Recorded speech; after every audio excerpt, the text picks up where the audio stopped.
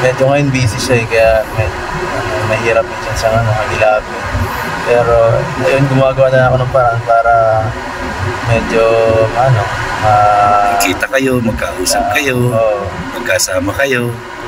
Minsan pumunta na ako sa boarding para mag-abot ng mga kung anong anik-anik. Mga kailangan, pagkain or something. Wow, ang sweet naman. Isang mapagpalang araw po mga kalingap, magandang araw at magandang gabi sa mga viewers at listeners at mga solid supporters po diyan. At mga kababayan po nating OFW na patuloy na sumusuporta, mega love shoutout po sa lahat.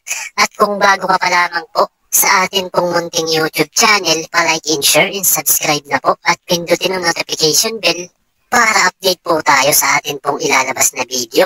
So yun mga kalingap, may panibago na naman po tayong pag-uusapan. Papaids po natin dito, naglabas ng saloobin. Hala, bakit po kaya at papaids si Beyonce pala ang dahilan kung bakit patuloy itong lumalaban? Wow! At yan nga po ang sabay-sabay po nating aalamin at bibigyang linaw. Pero bago nga po tayo dumako sa ating pag-uusapan mga kalingap, huwag po nating kalimutang sumuporta sa mga pangunahing kalingap na si Kuya Bal at Kalingap Rob na patuloy sa pagtulong at walang sawang pagsuporta at pagbibigay ng saya sa araw-araw po nilang vlog mga kalingap. At patuloy nga po natin silang suportahan sa kanilang pagcha-charity vlogs at paggawa ng beneficiary ng sa ganun mga kalingap, marami pang tao ang matulungan. Lalong-lalo na nga po sa mga taong nangangailangan mga kalingap. At paalala po mga kalingap, tapusin muna natin ang kabuuan ng video bago tayo magbigay ng opinion at komento. At so ayun na nga po mga kalingap, muli na po tayong dumako sa atin pong pinag-uusapan at bakit nga ba si Beyonce ang dahilan sa patuloy na paglaban ni Papaids sa mga nangyayari. At ano nga ba ang saloobin ang sinabi ni Papaids po natin at yan nga po ang ating lilinawin. So panoorin po natin mga kalingap. Ba yung nararamdaman mo para sa kanya? Mahirap mahirap medyo kasi medyo ngayon busy siya kaya mahirap minsan sa magilapin. Pero ayun, gumagawa na ako ng paraan para medyo kita kayo, magkausap kayo, magkasama kayo. Minsan pumunta na ako sa boarding para mag-abot ng mga kung anong anik-anik. Mga kailangan, pagkain or something. Wow, ang sweet naman.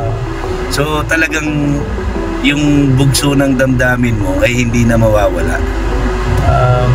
Hindi hindi natin malalaman na hindi mawawala basta hindi pa tayo hanggat may laban pa. Laban lang. Laban lang. Yan, handa ka talagang maghintay. At hihintay tayo hanggat pwede pa. Grabe, maghihintay tayo hanggat pwede pa. So ibig sabihin, hindi ka magsasawa, nandiyan ka lang palagi, anytime na kailangan ka niya, anytime na meron kang time para puntahan siya, pupuntahan mo talaga. Yes. Grabe. So ibig sabihin, ganyan mo kamahal si wifey. Siyempre lang. Agoy! Ginuho ko, shout out sa mga EDSenians dyan, narinig nyo po mga kalingap. So ngayon, doon sa mga issues ngayon na lumalabas, ikaw ba personal apektado ka pa? Hindi. Kasi normal lang yung ganyan. Dami naman ang gumawa sa amin ng ganyan. Kahit mapasikat man hindi na vlogger, wala na, hindi na ako nakakaramdam ng kasi hindi naman mahalaga yung opinion nila yung ginagawa mo, nasa tingin mo tama. Oo.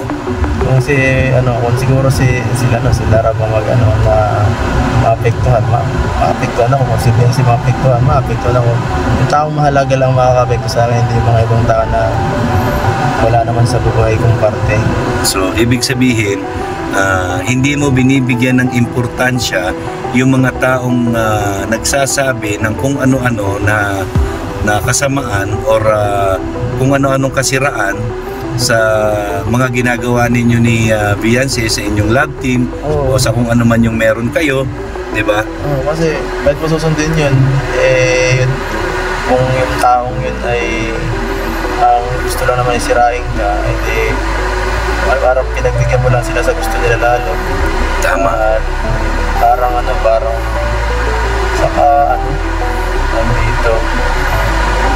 wala naman silang alam sa mga sa mga nangyayari. nangyayari dito eh. Tama.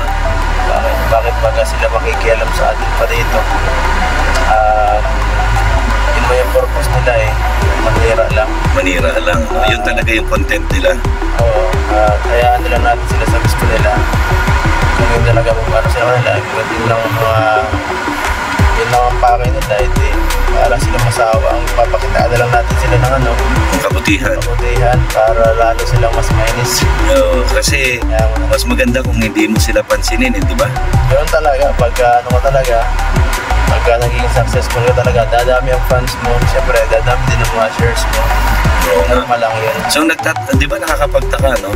Kung sino pa yung mga gumagawa ng mabuti at nakakapagpasaya sa tao, ayun pa yung binabati ko sa kinikriticize ng mga bulaang propeta. Talaga eh, wala talaga tayong magagawa. Ganun, normal na yun na talaga, hindi mo talaga lahat mapapasaya, hindi mo lahat makukumbinsi sa mga gusto mo sa buhay or sa mga ideya mo. May mga tao talaga na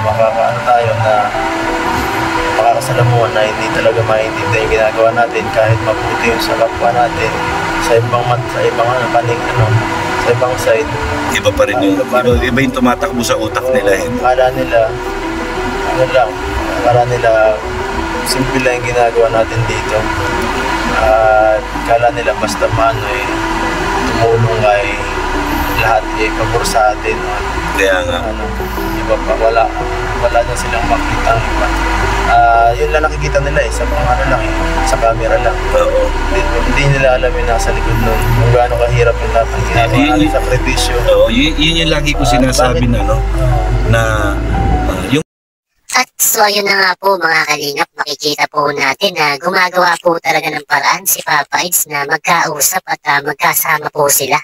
At makikita po natin na malaki din po talaga ang impact ni Beyonce sa kanya pong hobby. At si Beyonce po talaga ang isa sa mga dahilan kung bakit lumalaban at nagpapatuloy si Papa Eds po natin. At masasabi po natin na napakaganda na po ang kanila pong relasyon at napaka-strong po ng kanila pong samahan. Masasabing mas malalim at matatag na po ang kanilang pinagsamahan at sabi nga po ni Papa Eds hanggat meron nga pong laban patuloy lang po na lumaban at ganun nga lamang po na pagsubok lang ang lahat na kailangan tisin at malagpasan po ito mga kalingap. At bukod pa po dyan handa po siyang maghintay kay YP kahit nga po na gaano pa ito katagal at willing po siya na palaging andyan lang para sa kanya pong YP mga kalingap. At may ibang dako naman po tayo, pag-usapan na po natin ang patungkol nga po sa mga naging saloobin ni Papa Eds na kung saan nga po napanghihinaan na din po siya ng loob. Pero ganun pa man mga kalingap, buti nga po na meron po talagang Beyonce si Papa Eds po na handang mapalakas at patuloy na lumaban at kung mapapansin naman po natin binabaliwala na lang po ito ni Papa Eds yung mga nangyayaring problema patungkol nga po sa mga issue. Especially sa mga anti-kalingap na patuloy sa mga paninira. Ganun pa man mga kalingap hindi na lang ito pinapansin ni Papa Eds at para nga po sa kanya hindi naman po ito mahalaga. Kasi siyempre mga kalingap naiinggit lang po talaga yung mga nagnanais na sirain ang EDSI po natin. At ang katwiran nga po ni Papa Eds dito kapag naapektuhan yung mga taong mahalaga po para po sa kanya especially sa kanya pong YP doon lamang po talaga siya apektado mga kalingap. At kayo po ba mga kalingap, ano po ba ang masasabi po ninyo at mas magandang opinion dito sa mga nangyayari?